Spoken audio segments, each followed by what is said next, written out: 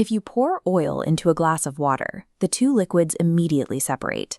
Inside the human gut, this physics problem creates a massive barrier. Dietary lipids are hydrophobic, meaning they clump together into dense, inert droplets. But the digestive enzymes waiting for them in the intestine are water-soluble. They physically cannot penetrate these fat clumps.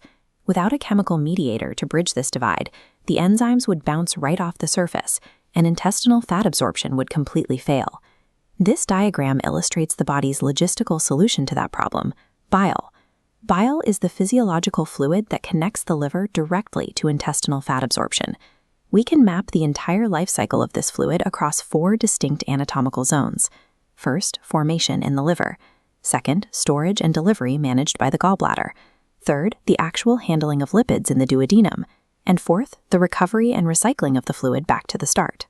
Understanding this precise pathway is critical. Disruptions at any specific node result in immediate clinical consequences, directly causing conditions like gallstones, jaundice, and severe fat malabsorption. This fluid functions as a coordinated, multi-organ logistical system designed to manage dietary fat at every stage of digestion. Producing this fluid requires a 2-stage assembly line. The liver does not manufacture final, ready-to-use bile in a single step. Stage 1 occurs at the hepatocyte. These specialized liver cells continuously secrete the organic constituents of initial bile outward into tiny channels called canaliculi. This initial secretion contains 2 distinct functional categories of organic matter. The first are digestive constituents, primarily bile salts and phospholipids, which will handle the lipids later on. The second are excretory constituents, like bilirubin and excess cholesterol, which the liver is actively clearing from the body. Looking at this cross-section of the duct pathway, we can see stage 2, ductal modification. As that initial bile flows outward through the ducts, it gets actively modified. When acid chyme from the stomach enters the duodenum, it triggers a chemical signal that travels back up to the duct cells. That signal is the hormone secretin.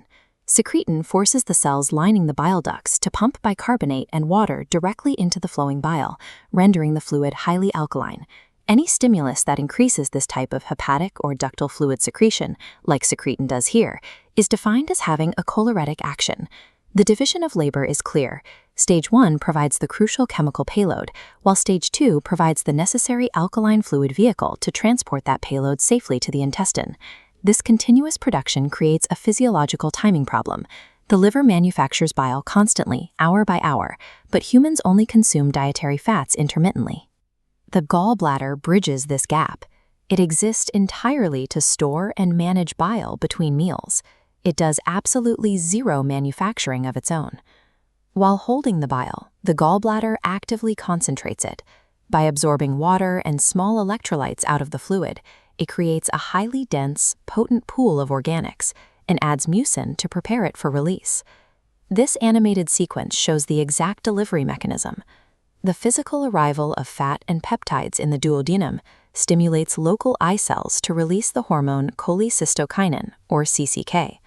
CCK exerts 2 simultaneous mechanical effects. It forces the gallbladder to contract, while simultaneously relaxing the sphincter of Oddi at the end of the duct. This synchronized action forcefully ejects the concentrated bile into the intestinal lumen. Because CCK specifically promotes the emptying of the gallbladder, it is defined as having a cholagogue action. The gallbladder converts a slow, continuous trickle of hepatic bile into a concentrated, high-volume spike, delivered exactly when fat digestion demands it. That delivery brings us to the duodenum, the point of action where concentrated bile finally collides with dietary fat. To understand how bile breaks down that initial fat barrier, we have to look at the molecular structure of a bile salt. They are amphipathic. One surface naturally binds to lipids, while the opposite surface interacts happily with water. This dual nature drives a process called emulsification. The bile salts wedge themselves into massive lipid droplets and physically fracture them into thousands of smaller, separated droplets.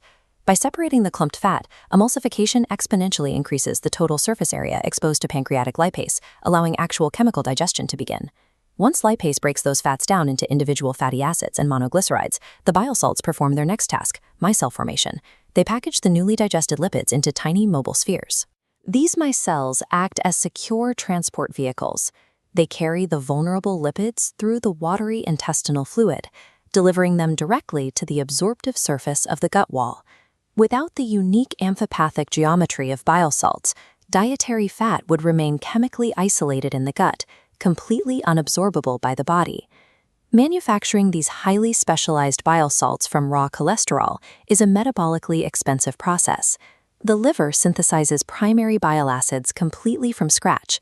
However, as these travel through the gut, intestinal bacteria modify a portion of them, converting them into secondary bile acids. To prevent metabolic waste, the body operates a strict recovery program at the terminal ileum, the very end of the small intestine. The bile salts are pulled through the intestinal wall and routed directly into the portal vein. This initiates the enterohepatic circulation. The recovered bile salts travel up the portal return, moving straight back to the liver where they are taken up again by the hepatocytes.